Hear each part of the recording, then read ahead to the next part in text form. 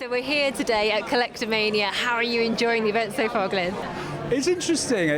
You meet so many different types of people come along and their interests, their passions it's great. You get that energy from them. What's everyone been asking you today? What was it like on the Bond movie? They were really interested in that.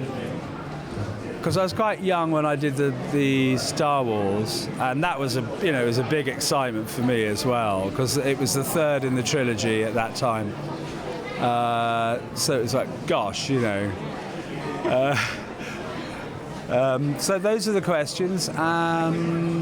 It's a little bit about the celebrity, about who did you meet, Roger Moore, people like that.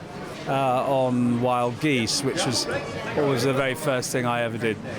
How did it compare, like something like Wild Geese, to later in your career? I really enjoyed Wild Geese because it was, whereas the other sort of main movies like the Bond and Star Wars, literally I was on the Star Wars for a day. They pay fantastically well. I've got to say that about George Lucas. I think I bought an entire apartment out of that. Yeah. Nice work. That's right. And then doing the Wild Geese, which was an amazing kind of learning curve. I was on that for 12 weeks. Yeah. So it's quite a different thing. I think with Star Wars at uni, you've got it's very focused. And in fact, it couldn't be more different than the other one because it was very dark. The set was incredibly dark. They almost had to turn the lights on to see where you were walking because it was so moody, So that was something new. What's it been like being part of two massive franchises of both Star Wars and Bond? And why do you think they are still so big now and people love them so much? Well, they're great stories, aren't they? And they're adventures. And they're the modern day parables, aren't they, for people? And people get so caught up in it. It's fantastic. It's absolutely fantastic. Now, were you a fan of them? Because obviously you were in the third one. Always. My father was very friendly with Sean Connery, and so we knew him as when we were growing up. So it was slightly demystified in a way, but still, even though you know him very personally, and my father was an actor, so we lived in a theatrical family. So there were characters as well as the real people. And something like Living Daylights. What was it like working on that?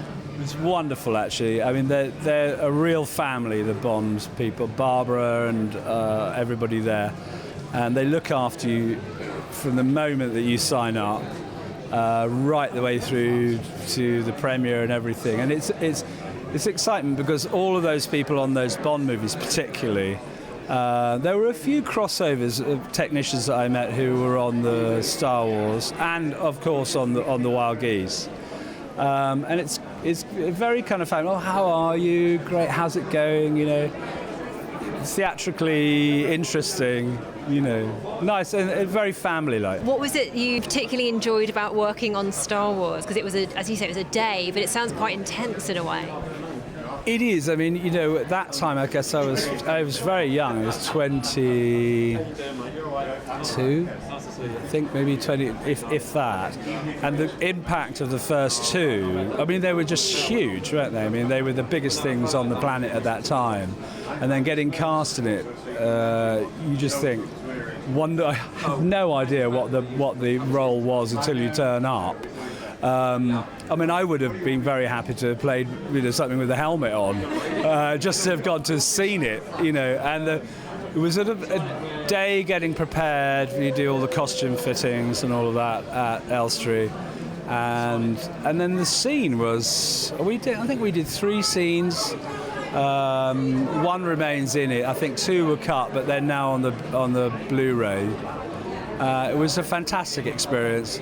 Very nice. Seriously professional. Quite quiet, the set. There wasn't a lot of sort of banter. They were very focused because I think that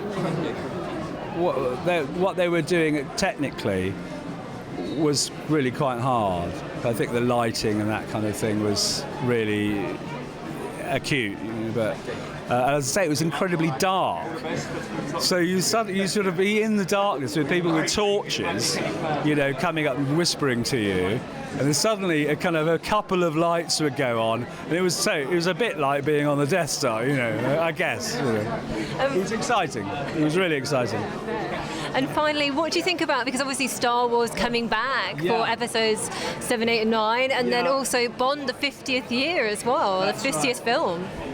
That's right. I mean, I see Barbara from time to time at Pinewood, and I'm not really acting anymore. I mean, I'm here doing this, but 002's still alive. Because he only gets sort of shot with a paint pellet. Most of the other Bond 00 guys kind of slightly a grisly end, but so there's always an opportunity to come back, I suppose, my old age. Are you looking forward to seeing the new Star Wars films when they're eventually made? Absolutely, and I live quite near Pinewood, and they've shifted. They'll be doing them there. Everyone seems to. I mean, even sort of I saw it on the news the other day. George Osborne talking about it. It's a massive thing, isn't it? And now that Disney's got it, I'm sure they'll take it on another stage, won't they? They'll do something. They'll want to put their mark on it. Fantastic. Oh, you've got to love Disney.